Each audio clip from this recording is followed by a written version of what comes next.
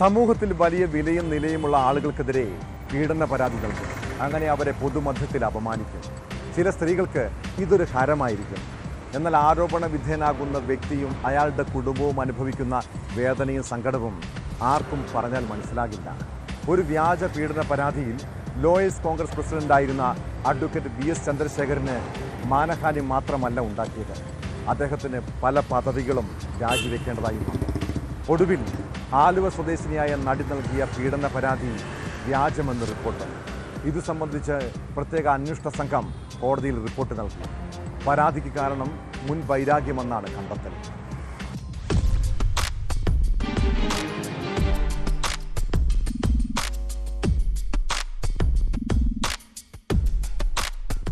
Hema committee report പുറത്തുവന്നതിന് പിന്നാലെ 7 പരാതികളായിരുന്നു നടി നൽകിയിരുന്നത്.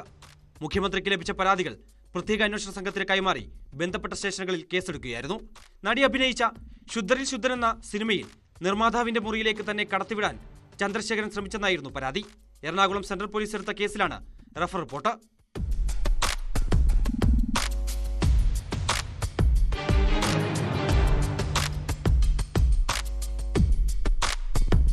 കേസിൽ നിർമ്മാതാവ് 1-ാം പ്രതിയും ചന്ദ്രശേഖരൻ 2-ാം പ്രതിയുമായിരുന്നു.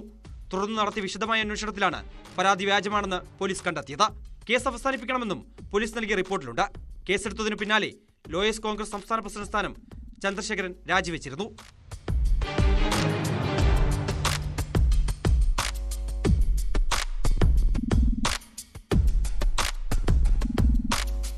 ന്യൂസ് 18 കൊച്ചി.